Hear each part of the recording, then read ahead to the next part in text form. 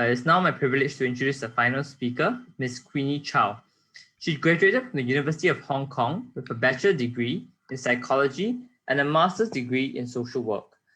Thereafter, she has been with a local tertiary hospital in Singapore since 2016 as a medical social worker. As a designated senior medical social worker for patients under psychiatric care, Queenie works closely with a multidisciplinary team of psychiatrists, nursing, and psychologists. She is committed in providing psychosocial support for patients with mental health challenges. She is dedicated to giving a voice to marginalized patients and is thankful when she sees them developing self-reliance and being reintegrated into mainstream society. We look forward to listening to her talk titled Communication Strategies and Resources to Help People with Mood Disorders. At the same juncture, I'd like to remind the people attending this talk to please type your questions in the Facebook page. Ms. Audrey, please.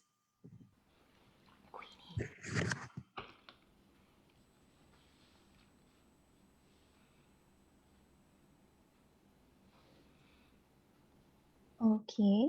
Hey, thank you so much for the nice introductions and also the two speakers for the insightful sharing just now. I hope you are still with me and hanging there. This is the last sharing. Okay, so after learning more about depression and anxiety, the warning and signs, I believe some of you may start to think that, oh, if I have a friend or family members who may be experiencing mood issues, what can I do? What is my role and how do I approach them? Now, so it's important to realize that social support plays a really big part in a person's journey with mood disorder. Many studies have shown positive impacts of the social support on symptoms of anxiety and depression because social support serves as a major source in decreasing the negative reactions, psychological reactions, and their harmful effects on person's emotional well-being. And also the physical health. So now you can see the social support is actually provided by a network including family, friends, colleague, cell group member, especially when the interaction is positive. So with us showing concern to the fellows, we are actually building and strengthening this network of social support. So often I have family members who came to ask me, how can I support my loved one in this? Will they be sensitive of what I say? Or should I just avoid talking about it, bring up the topics, then the persons may feel better? Now, as much as we hope to support them, we must acknowledge that communications can be really challenging in this area, and it's definitely something that we constantly reflect and improve on along the way. So next, I hope to share with y'all some of the strategies that I find helpful to communicate with them with mood issues. Okay, so first, active listening. So before we can do this, we need to open a conversation first, right? So this is definitely not an easy step. So one helpful technique is to start your statement with your observations of the person. You notice something different. It may be the mood of the person, it may be the behaviors, it may be the language of the person. So like what I put in here, we can start with, it seems like you have been having a hard time lately. What is it on your mind? So the person may want to talk, then that's when we start practice active listening, right? So active listening means we are present, we are genuinely interested to understand what is the speaker is saying. So we show it through our verbal and non-verbal cues. So for example, we give constant good eye contact, we give out the welcoming posture, we ask constant questions, open questions. Okay, but what if a person doesn't want to talk? So it's common for this to happen because the person may feel just overwhelmed by his or her own experience, may be worried about others not being able to understand their problem, their issues, or even worried about others' judgment. Yeah, so this can take time, and it takes great effort and courage for someone to open up. So my question is, then do we stop inviting the persons to communicate here? No, we don't, because we genuinely care about the person. So we can actually tell the fellow that, hey, I am really concerned about you here.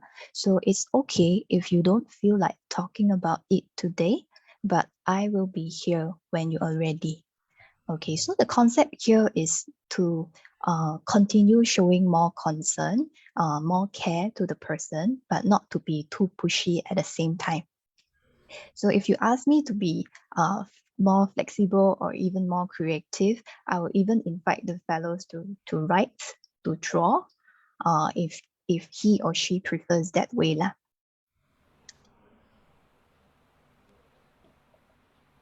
So when we are talking to the fellow, we try to be non-judgmental. I think Audrey just now also mentioned.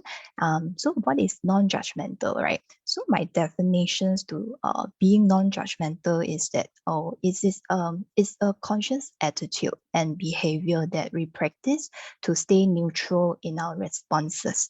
So often we easily make comments of certain situation or certain issue because we are normal human beings and we all have past experience. But we have to remember words are powerful and they really have significant impact on one's emotional well-being. So I have a client who told me once that, my family just think that my depression is my choice to be pessimistic and lazy. And this just make me feel so guilty because I can't do anything and make my depression worse. So I believe this must not be our primary intention, right? So it would really be helpful if we can simply acknowledge the circumstances of the person that they are going through, the feelings, the sensation, without engaging in our own opinions too quickly. Now, so sometimes these statements naturally come out because, like you are thinking too much, aren't you?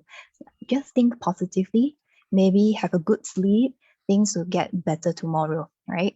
Yeah, but these statements may shut them out or may stop them from sharing even further. So if we can be mindful a little bit and try to rephrase these statements, we can actually say, instead of thinking too much, think positively. Maybe we can ask the person, what are these thoughts about?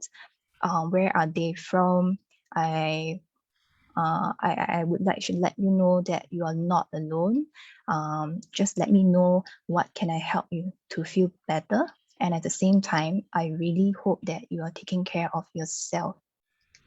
Okay, so by saying this, I mean in this way, it feels more neutral, and you remain open to the person and listen to them lah. So another strategy that would really help is to always clarify. So clarification help us as a listener to ensure our understanding. We are not misunderstanding anything. We can gather more information. It also help our fellows who are sharing their experience to ensure they are assure we are actively listening to them. So example, we can show them, we can clarify would be, when did you first start feeling this? When you said you have experiencing negative thoughts, what are they? Am I understand correctly if you are experiencing blah, blah, blah? Okay, so things like that to clarify more and further. Okay, so now we have come so far. So give yourself a pat on the back, like what Uncle Tian Sing just taught us to. So because you are really doing well. Yeah. So when the person is more open up, is more settled down, is more ready, we do offer help and resources. So we suggest seeking help from the mental health professional, and we can locate useful help contacts. If you are even comfortable, you can offer to accompany the persons to their first psychiatric or therapy session or the subsequent session as well.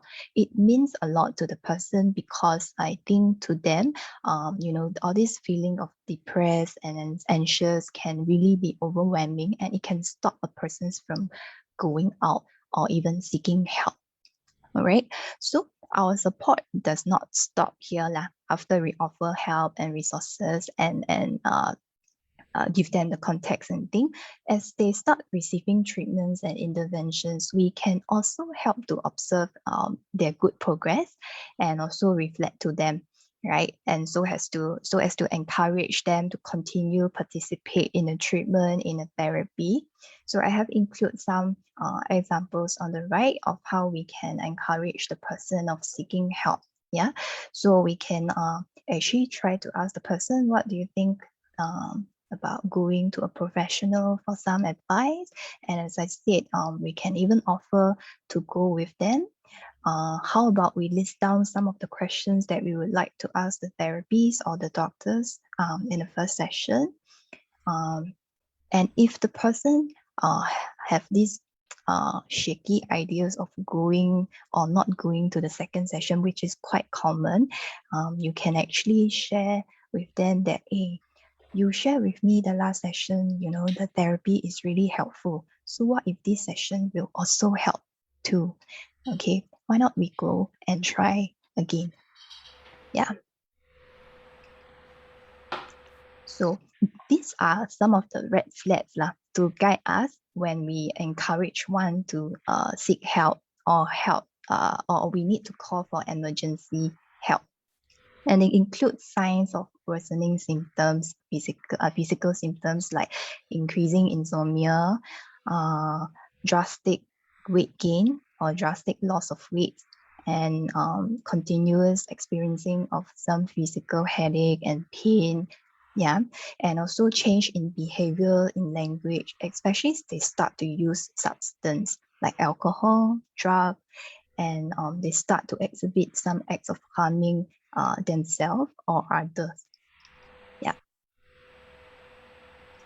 Okay, so we are here. Allow me to emphasize that this is important again. I understand that Audrey just now also shared a slide about self-care, especially for us as caregiver, as friends, and church mates, right? To know that our role is a supporter, you can't fix a person's mental health condition, but your support and understanding can constantly and greatly help. Always be reminded about your role as a supporter, okay? And do take care of yourself because it's not easy. So you have to find some time for really yourself, your family, your friends, for hobbies, physical activities to prevent becoming burnout or frustrated. Yeah, so personally, I think my personal advice is to develop a self-care rituals to which is to put intention behind something that you are already doing or you enjoy doing. So it can be a daily, it can be a weekly things. So for example, I like to listen to a calming audio after work, after a long work day, to really wind down the day and leave the work behind. So when I reach home, it's really a time for myself, and I won't think about the story. I don't think about the work anymore. It's really a time for me to rest lah. Yeah, so I really suggest everyone to start having these self-care rituals. Okay, so the subsequent slides are actually some resources available in Singapore that I want to share with you all that may come in handy lah. Yeah, so the first one is the polyclinics contact and also I mean the address, sorry, the polyclinics that provide psychiatry and also psychological services in Singapore. So maybe you can take a screenshot or a picture of it. I will give you all some time to take a picture.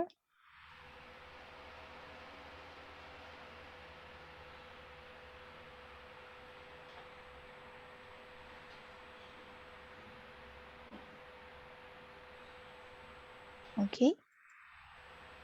Yeah, so we have general practitioners who can actually provide psychiatric medicine as well.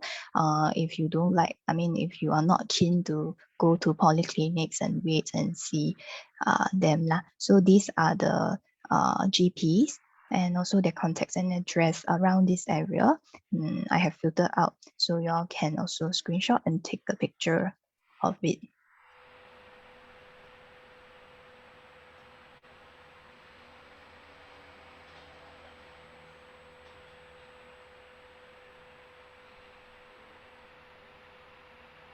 All right. Okay, so here are the emergency contacts helplines that we will turn to when we find someone requires immediate attention. So especially when someone is in danger and we find the person is suicidal or is attempting suicide. All right, so these are the helpful hotlines to keep in your pocket. All right. Can also take a screenshot of it.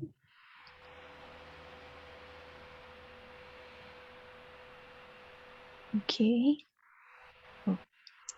Yeah, so of course we have non-emergency hotline. So it's for situations that is non-urgent, but our friends, a loved one would like to talk to someone about their conditions for further advice. So you may contact one of the helplines so that the professional can understand more and provide more relevant support. Okay, so these two are the context that is around this area. You can take a picture if needed. And then these are the other non-emergency helplines that is in Singapore. I mean, that is available. Yeah, so it's good to keep them just in case.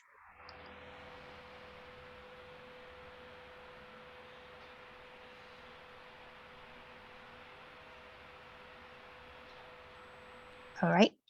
Okay, so here comes to the end of my sharing as well. So I hope I'm not boring you with too much of information, and thank you again for having me to be part of this health talk today.